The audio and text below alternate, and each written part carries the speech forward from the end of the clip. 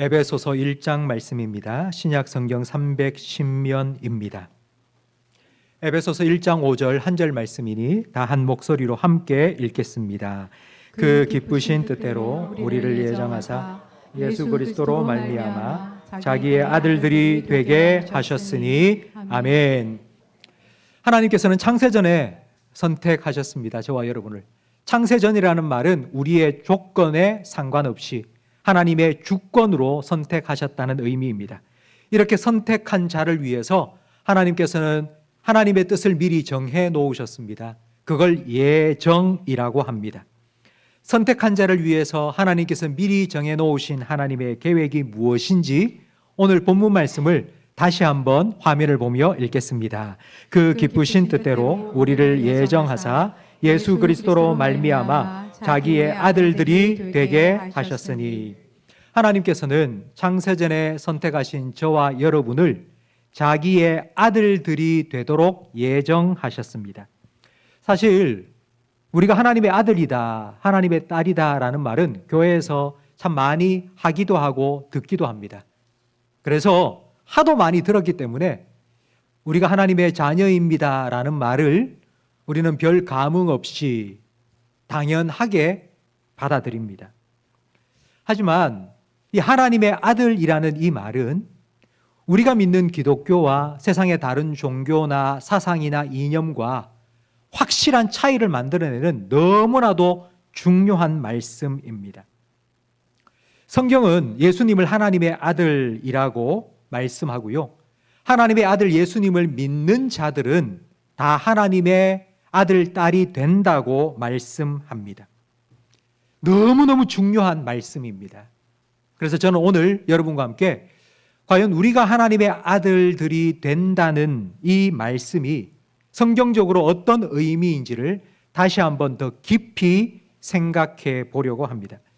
하나님께서는 천지 만물을 창조하셨습니다. 해와 달과 별, 하늘과 바다와 나무, 그리고 동물과 새와 물고기를 창조하셨습니다. 세상의 모든 것들 하나님께서 만드신 것입니다. 그러나 예수님은 하나님께서 만들지 않으셨고 낳으셨습니다.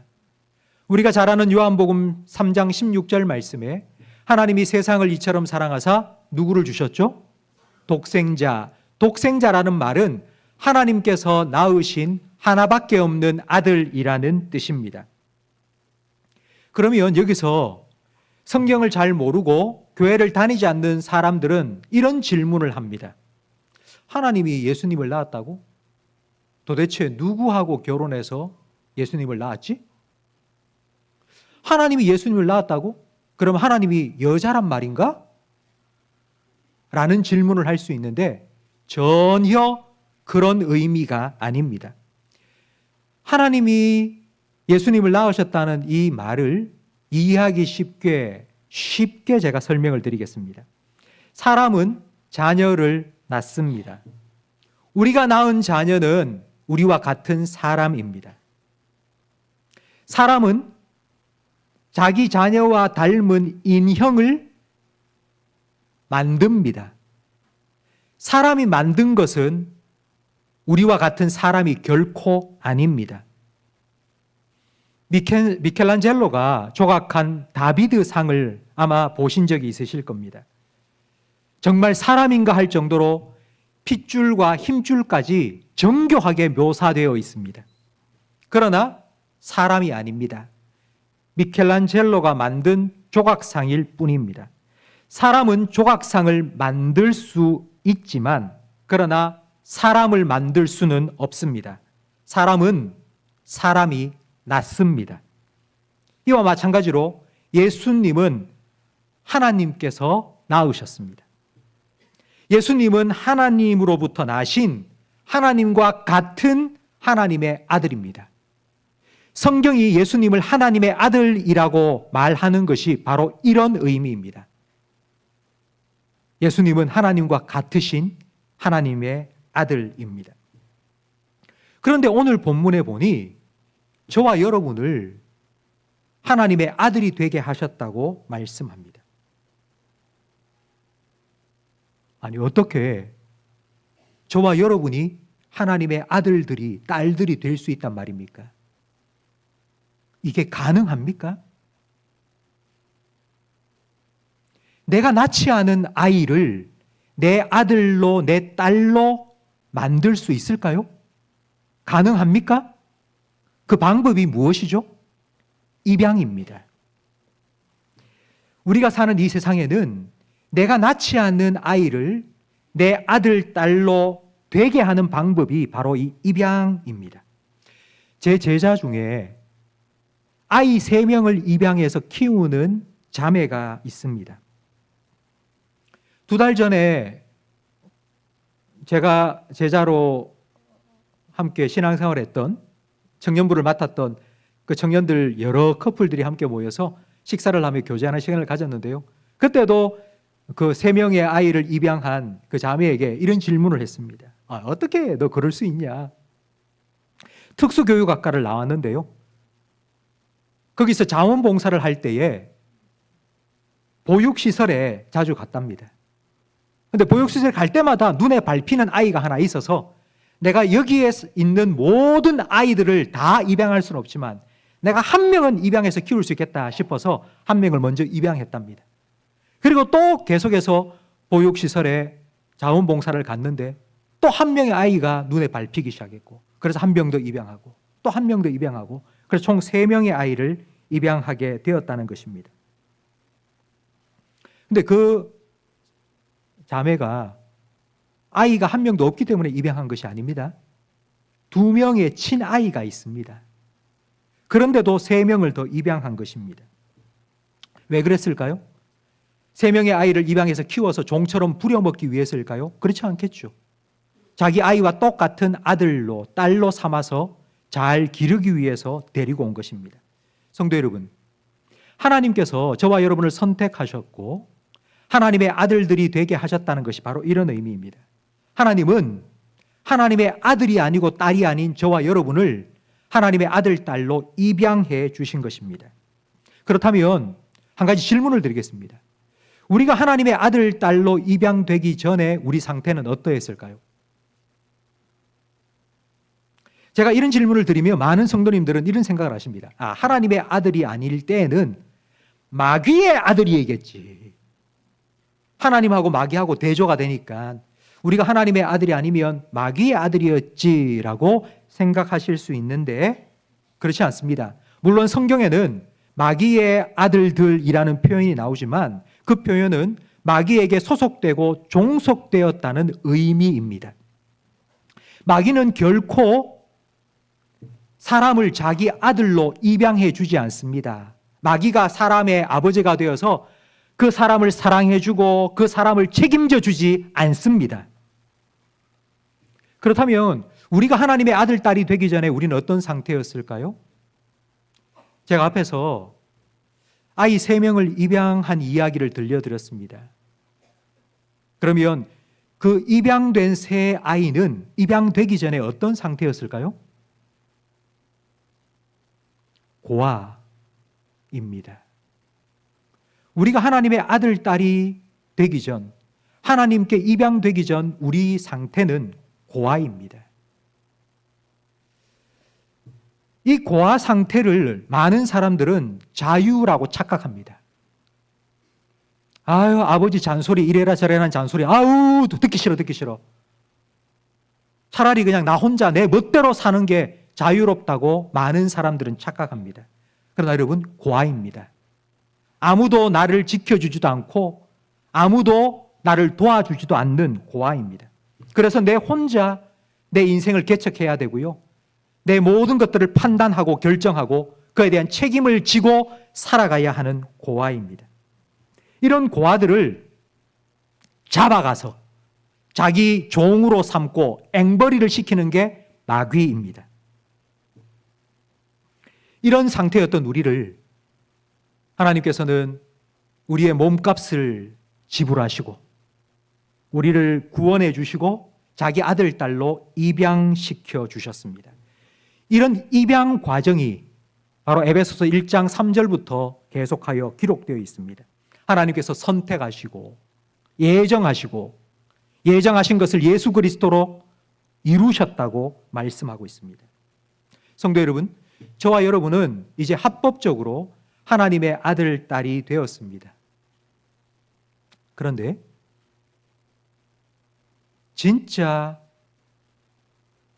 아버지와 아들의 관계가 되는 것은 오랜 시간이 필요합니다. 멕시코에서 선교 사역을 하던 미국 선교사님이 계신데요. 어느 날 밤늦은 시간에 문을 두드리는 소리가 들렸습니다. 창문으로 보니까 한 10살쯤 되어 보이는 멕시코 여자아이가 문을 계속 두드리고 있는 거예요. 선교사님이 문을 열고 아이를 데리고 들어왔습니다. 사정을 물어보니 자기가 4살 때에 엄마는 일찍 죽었고 석 달 전에 아빠가 술에 취해서는 권총을 빼들고는 자기를 죽이려고 한 거예요. 그래서 너무 무서워서 집을 뛰쳐나와서 석 달 동안 쓰레기통 뒤지며 먹을 것을 찾아 먹고 전전긍긍하다가 이 마을 저 마을 떠돌다가 선교사님이 있는 마을까지 왔는데 사람들에게 구걸을 하니 저 집이 선교사 집이니까 가서 요청을 하면 도와줄 거라고 해서 온 거라는 거예요. 선교사님이 물었습니다. 너 집으로 데려다 줄까? 아니요. 무서워요. 나 아빠 싫어요. 그래서 선교사님이 사모님과 상의를 했습니다. 이 아이 어떻게 할까? 그러자 사모님이 우리가 입양해서 키우자고. 선교사님에게 4명의 자녀가 있었습니다. 그 4명의 자녀에게도 물었습니다. 동생이 하나 생길 건데 어떻게 하면 좋겠니? 좋아요. 그래서 그 멕시코 10살짜리 아이를 이제 딸로 입양했습니다. 그리고 3년 후에 사역을 마치고 미국으로 다시 돌아오게 되었는데요. 미국으로 돌아오고 난 후에 그 멕시코 아이가 13살 난 이제 13살이 된 멕시코 아이가 어느 날 선교사님한테 이렇게 말하는 겁니다. 아빠, 신발이 좀 작아졌어요. 신발이 필요해요. 그 얘기를 듣고 선교사님은 눈물이 왈칵 쏟아졌다고 합니다. 3년 동안 자기 딸로 입양해 살고 있는 동안 한 번도 자기를 아빠라고 부른 적도 없고요. 자기에게 이거 해주세요라고 요청한 적도 단 한 번도 없었답니다. 왜 그랬을까요? 내가 선교사님한테 이것 좀 해주세요, 저것 좀 해주세요 부탁했는데 선교사님이 마치 부담이 돼가지고 아이고 부담된다 하고는 자기를 내칠까봐 두려웠던 거죠. 그런데 3년이 지나고 난 후에 아빠, 나 신발이 작아졌어요. 신발이 필요해요. 라는 말을 하게 되니까 선교사님이 얘가 드디어 나를 아빠로 인정하고 믿기 시작했구나 라는 생각에 너무 감격해서 눈물을 흘리신 것입니다. 법적으로 부모와 자녀 관계는 입양 절차를 거치면 이루어집니다. 그러나 진짜 아빠와 아들의 관계는 그렇게 되지 않습니다. 성도 여러분, 여러분은 하나님 아버지와 어떤 관계이십니까?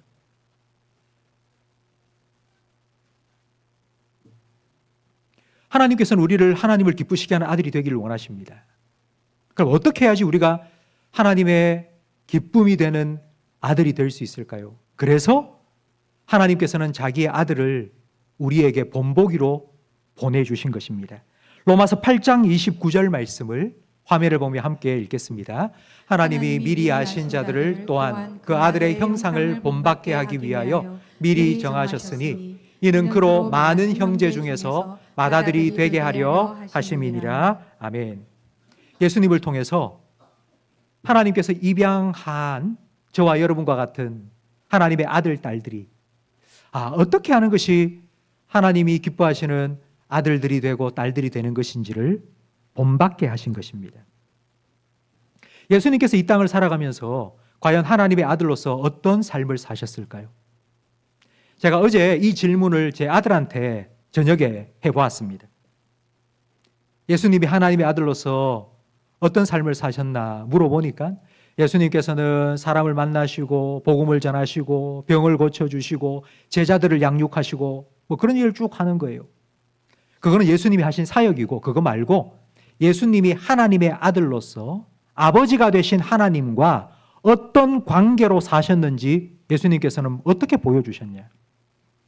그러자 아들이 한참 생각하다가 예수님은 하나님께 늘 기도하셨다고 대답을 했습니다. 예수님은 하나님의 아들로서 아버지신 하나님과 기도의 관계를 계속해서 유지해 나가셨습니다. 누가복음 3장 21절 말씀을 화면을 보며 함께 읽겠습니다. 백성이 다 세례를 받을새 예수도 세례를 받으시고 기도하실 때에 하늘이 열리며. 세례를 받은 뒤에 예수님 뭐 하셨다고요? 기도하셨습니다. 기도를 하니 하늘이 열리고 성령이 비둘기처럼 내려왔고요. 하늘에서 음성이 나기를 너는 내 사랑하는 아들이요 내 기뻐하는 자라 하나님께서 말씀해 주셨습니다. 예수님의 공생애는 기도로 시작되었습니다. 예수님께서 공생애 사역하시는 동안 가장 힘드셨던 때가 언제였을까요? 물론 하나님의 아들 예수님께서 사람이 되어 이 땅에 오셔서 이 땅을 살아가는 모든 것이 다 고난이었겠지만, 그러나 그 중에 가장 힘든 순간, 바로 십자가를 지시기 전 겟세마네 동산에서 기도할 때가 아니겠습니까? 예수님께서 이렇게 기도하셨죠. 아버지, 이 잔을 옮겨주십시오. 내게 너무너무 힘든 잔입니다. 그러나 나의 원대로 말고 아버지의 원대로 되기를 원합니다. 기도하시며 하나님의 뜻을 받았습니다. 그리고 예수님께서 십자가 위에서 마지막 숨을 거두시기 직전 기도하셨습니다. 아버지, 내 영혼을 아버지 손에 부탁드립니다.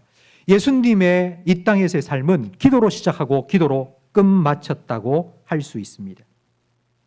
하나님의 아들 예수님께서는 아버지이신 하나님과 기도로 날마다 교제하셨습니다. 성도 여러분, 예수님께서 이 땅에 오신 이유는 저와 여러분을 하나님의 아들들, 딸들이 되게 하려고 하심입니다.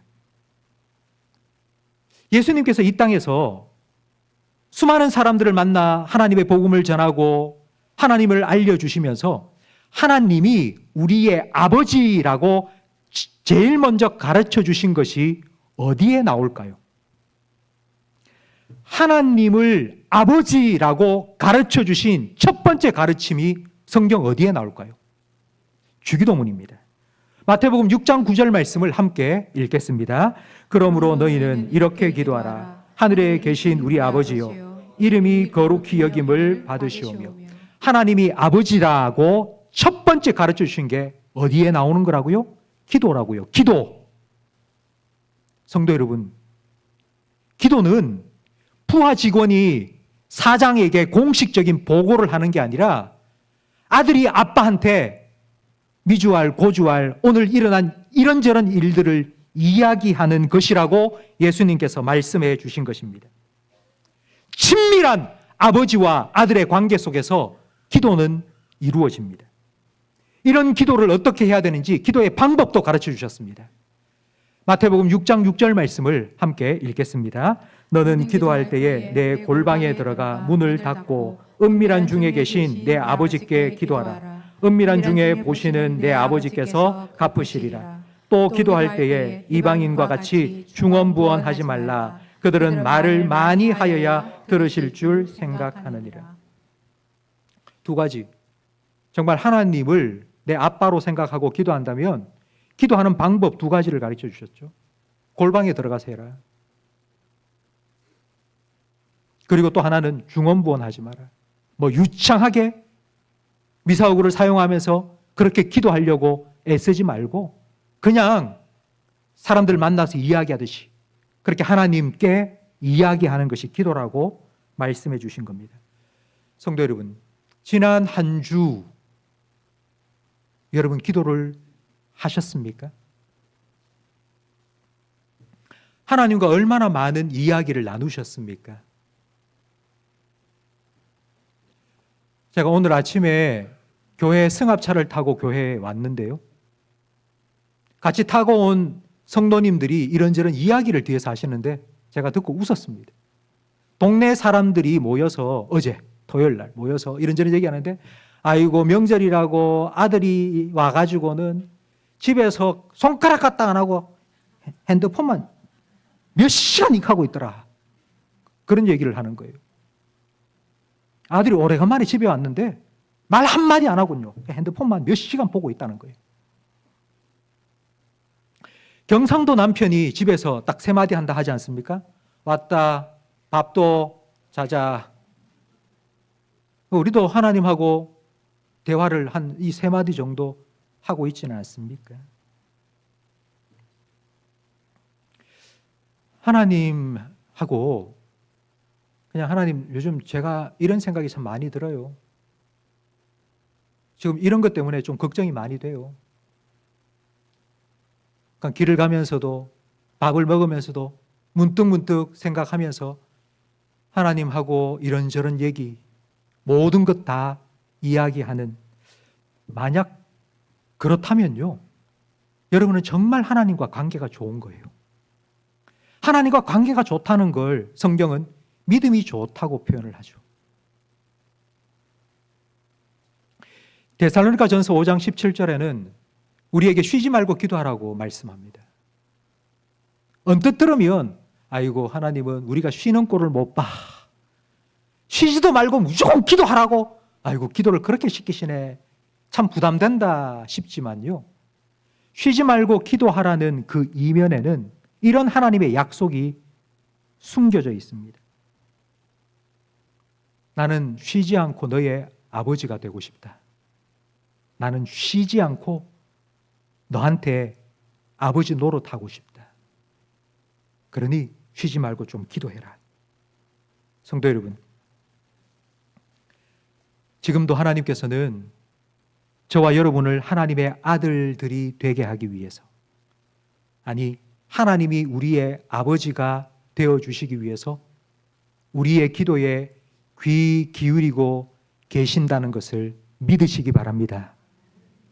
하나님께서는 지금도 저와 여러분을 하나님의 아들들이 되게 하시기 위해서 우리의 기도를 들으시고 그 기도에 응답하셔서 하나님의 뜻을 우리의 삶 가운데 이루어가고 계심을 믿으시기 바랍니다. 첫 번째, 하나님께서는 법적인 절차를 거쳐 저와 여러분을 하나님의 양자, 아들, 딸로 삼으셨습니다. 두 번째, 그걸로 끝이 아니죠. 참 하나님의 아들, 독생자 예수 그리스도를 본받아서 하나님과 기도로 더 깊은 교제를 날마다 누리며 살아가라고 우리를 아들 되게 부르셨습니다. 마지막 세 번째, 하나님의 아들이 된다는 것의 이 세 번째 의미는요, 어쩌면 우리가 가장 간과한 것이면서 가장 중요한 의미입니다. 이 세 번째, 하나님의 아들이 된다는 것이 무슨 의미인지 로마서 8장 17절 말씀을 함께 읽겠습니다. 자녀이면 또한 상속자, 곧 하나님의 상속자요 그리스도와 함께한 상속자니. 상속이라는 것은 아버지의 것이 당연하게 아들의 것이 된다는 것입니다. 상속받을 아들이 한 명뿐이라면 아무 문제 없습니다. 아버지께 다 한 명 아들에게 그냥 상속되면 됩니다. 그런데 문제는 아들이 한 명이 아니라는 겁니다. 2명, 3명, 4명 있으면요, 그 아들의 숫자만큼이나 문제가 많아집니다. 요즘 상속 문제로 형제들끼리 소송을 걸고 싸우는 일들이 비일비재합니다. 어제 저녁에 제가 텔레비전 채널을 직접 돌리다가 한 가지 진짜 흥미로운 드라마를 보게 되었습니다. 문성근 씨가 나오더라고요. 근데 문성근 씨가 대기업 회장으로 나오는데 재혼을 했습니다. 그러니까 자기한테 딸이 하나 있고요, 그리고 전처의 자식이 둘이 있는 겁니다. 그런데 자기 딸이 미국에 유학 갔다가 미국에서 그냥 사고로 죽은 거예요. 근데 알고 보니 사고로 죽은 게 아니고 자기 전처의 두 자녀가 자기 친딸을 사고로 위장해서 죽인 거예요. 왜 죽였을까요? 재산 때문에요. 상속 때문에요. 절반 딱 나누어서 2분의 1씩 내가 받을 수 있는데, 그런데 갑자기 또 한 명이 더 들어온 거예요. 그럼 3분의 1로 나눠야 되겠죠? 그래서 얘만 죽이면은 우리가 2분의 1씩 똑같이 나누어 가질 수 있다 생각하고는 죽인 거예요. 여러분, 탕자 비유를 생각해 보면 우리는 쉽게 알 수 있습니다. 탕자가 돌아왔을 때 형은 아버지가 벌인 잔치에 들어오지도 않고 탁 끼고는 나 뭐 들어가기 싫어요. 아버지, 나한테 뭐 염소 새끼 한 마리도 준 적 있어요? 왜 이렇게 화를 냈을까요? 둘째 아들, 자기 동생이 재산을 다 챙겨서 떠나는 그 순간 집안에 있는 모든 재산 정리가 끝난 것입니다. 동생은 자기 몫을 가지고 나갔고요. 그렇다면 이제 남은 모든 재산은 누구 겁니까? 자기 겁니다. 재산 정리가 다 끝난 것입니다. 아버지가 형에게 이렇게 말했죠. 야, 내 것이 전부 네 것 아니냐? 여러분, 이건 과장이 아니고 사실입니다. 팩트입니다. 그런데 동생이 탕진하고 빈털터리로 돌아왔어요. 아버지는 그 동생을 맞아주면서 옷도 입혀주고 반지도 끼워주고 송아지도 잡아줬습니다. 그러면 그 옷과 반지와 송아지는 누구 겁니까? 형 거예요, 형. 탕자가 집에 돌아와서 아버지 아들로 살기 위해서는 아버지만 좋다고 해서 되는 게 아니에요. 형도 좋다고 해야 돼요. 형도 손해를 감수해야 돼요. 형도 희생을 해야 된다고요. 이게 바로 문제입니다. 성도 여러분, 만약 여러분에게 이와 같은 일이 일어났다. 여러분의 동생이 미리 유산을 다 챙겨서 나가서 다 탕진하고 빌털터리로 다시 집에 돌아왔어요. 여러분 어떻게 하시겠습니까? 여러분 마음씨 좋게 탕제부에 나는 형같이 안 하고 아이고 그래 불쌍한 동생이니까 내가 받아줘야지. 여러분 이렇게 다 받아주고 그 남은 내 몫의 유산도 또 나누어서 줄 수 있겠습니까? 어쩌면 우리가 그렇게 손가락질하고 욕하는 탕자비에 나는 형과 똑같은 사람인 거예요. 누가 탕자비의 형을 손가락질할 수 있단 말입니까? 예수님께서 이 탕자비유를 통하여서 말하지는 않았지만 진짜 하고 싶었던 이야기가 있습니다. 그게 뭐냐 하면요. 우리를 향하여서 이렇게 말씀하시는 거예요. 나는 이 탕자비유에 나는 형과 같은 형이 아니라고. 하나님께서 아들, 딸들로 입양한 내 동생들아. 나는 탕자비유에 나눈 이 형과 같은 형이 아니라고. 내가 하나님의 아들로서 누린 모든 하늘의 영광, 모든 권세 나는 다 내려놓고 내가 동생을 찾기 위해서 아버지를 떠난 동생을 찾기 위해서 내가 직접 너에게 왔다고. 가자고 하니까 몸값 지불하지 않으면 보내줄 수 없다고 붙드네요. 그래서 예수님께서는 우리의 몸값으로 자기의 생명을 내어주신 것입니다. 그리고 아버지가 기다리신다. 아버지가 기다리고 있으니 나와 함께 가자. 그렇게 우리를 아버지께로 인도해 주셨습니다. 예수님께서는 하나님의 아들로서의 자기의 자리를 내어놓으시고는 그 자리에 저와 여러분이 앉도록 해주신 것입니다. 그래서 로마서 8장 17절 말씀처럼 자기와 함께 우리가 하나님의 상속자가 되게 하셨습니다. 성도 여러분, 이게 하나님의 아들이 되었다는 뜻입니다. 하나님의 것이 내 것이에요. 내 것이 된 거예요.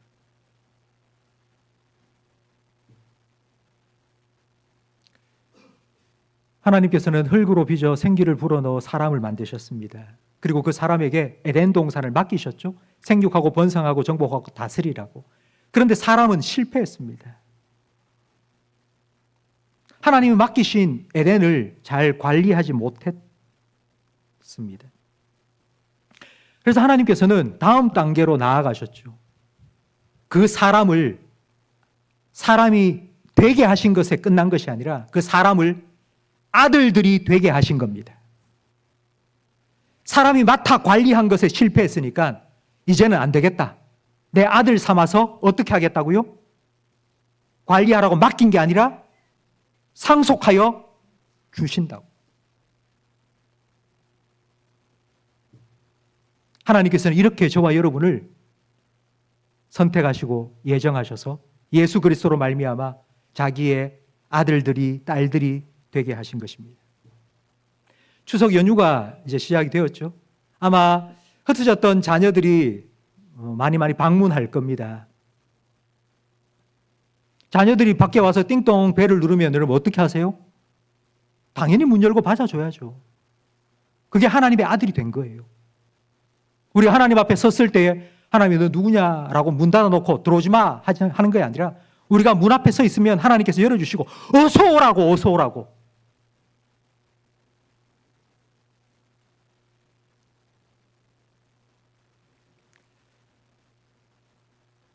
추석 연휴 동안 아마 여러분의 손자, 손녀들을 보면서 그 손자, 손녀들의 재롱 때문에 아마 기뻐하시는 순간들이 참 많이 있으실 겁니다. 성도 여러분, 여러분이 여러분의 손자, 손녀를 보면서요, 재롱을 피우는 그 모습을 보면서 너무 예쁘다, 너무 좋다 그런 생각을 하실 때에 나도 하나님 앞에서 정말 이런 어린아이 같이 무슨 일이 있어도 아빠, 할아버지 하고 쫓아가서 할아버지 이것 좀 보세요, 이것 좀 보세요. 조금만 아파도 아야, 할아버지 그렇게 아빠 품에, 할아버지 품에 안겨와서 달려와서 미주알 고주알 이야기하는 그 손자, 손녀처럼 하나님을 아빠라고 부르면서 그렇게 하나님 아버지 앞에 참된 기쁨을 줄 수 있는 그런 아들, 딸로 살아가시는 저와 우리 모든 성도님 되시기를 예수님 이름으로 축복합니다.